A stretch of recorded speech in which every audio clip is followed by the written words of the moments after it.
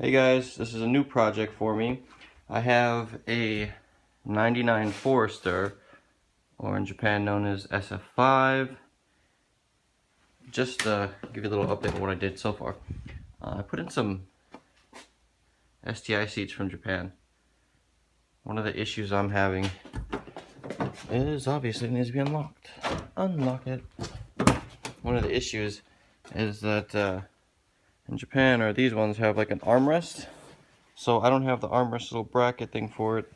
At least the American versions don't have it inside the on the wheel well thing. So it's kind of it so far.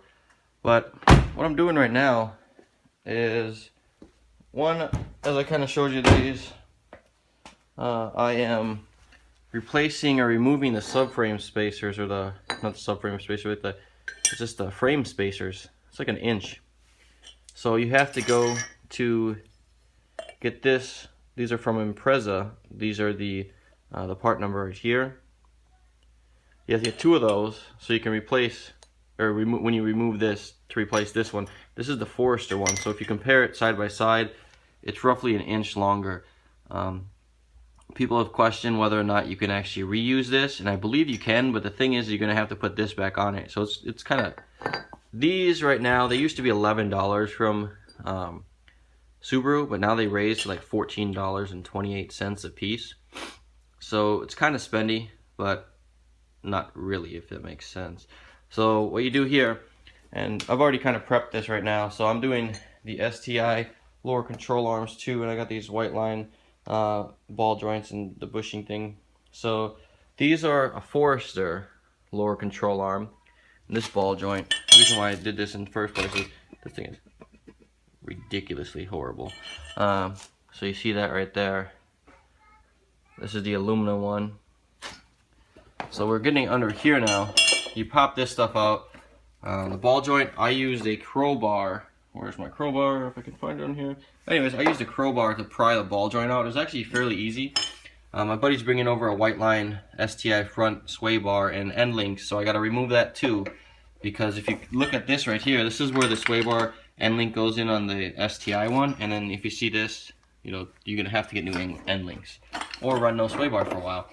But to kind of see how this is, so I have it on a jack right now, and I have it right under the cradle, like there's a brace and a cradle.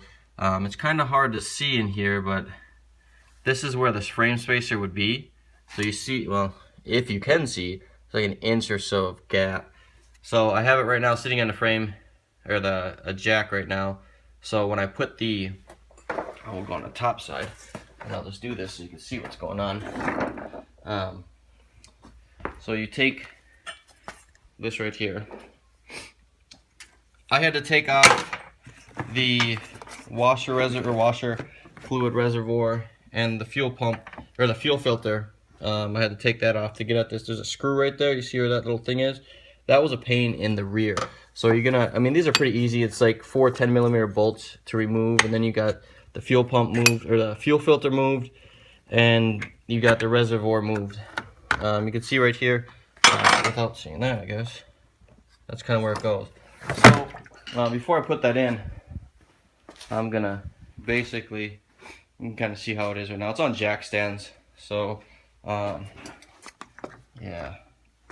I always recommend jack stands if you're going to be under there, especially for a long period of time, and if you're just having the car sit up there. Now this is a microfiber. You don't need to use a microfiber cloth. This is the only cloth I have right now. I suppose I could use my other stuff, but whatever. So you clean that off, and now you have a clear access to this. So you see how this is right here? Kind of line it up.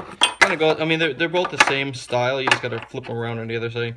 This one just goes right in there, slides right down there, and then the screw that I mentioned, this little screw right here, it goes right down in this hole again. If you want, you can remove the sticker. I don't think it's necessary, but hey, to each their own. Some people may want to, some people may not want to. And then you have pretty much, that's that. Now you got to use a screwdriver, obviously, and this is what you gotta watch out for. This should not be getting wet.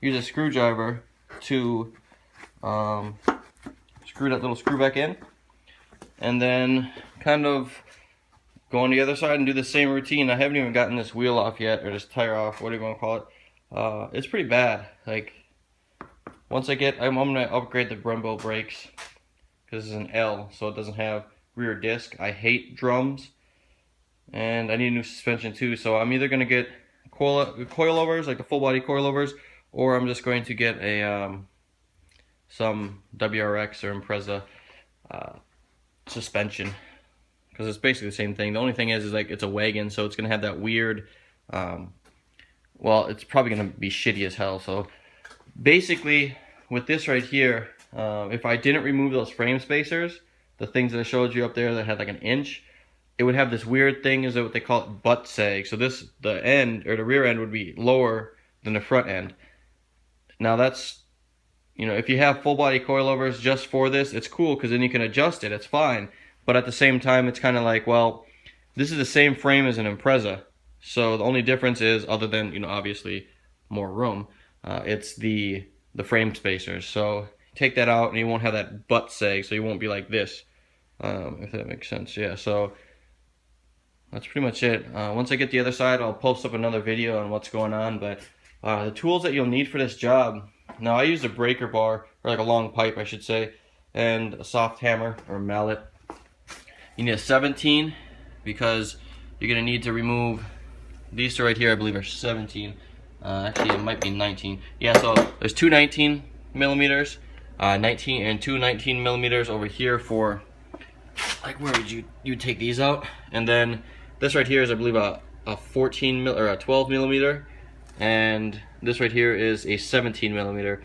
So you got to take them out and pop them back up. I mean, if there's any corrections, or if I made a mistake on what millimeters you use or sockets, I'll correct it in my other video. But this is kind of how it is. There's one bolt going through there. There's two bolts hitting up to the frame of the car, and then there's that one right here for the ball joint. It's kind of crappy. I mean, it's bad lighting in here, but that's kind of how it is. I mean, you see right here, these are for the rear, the golden frame. This goes against the cross member, and then the ball joint one right here. So this is a 12 millimeter. It goes through the, actually no, this is for the sway bar end link. You gotta remove the sway bar end link too, but if you're gonna do STI lower control arms, you're gonna have to remove the sway bar end links anyways, and more than likely you're gonna have to use a STI front strut or front sway bar. So it's gonna be really stiff, hopefully. I need to get an alignment obviously, but it should be good. It should be a much needed improvement at the Forester, so I could feel like it's on rails, right? But yeah, that's that. Thanks for watching.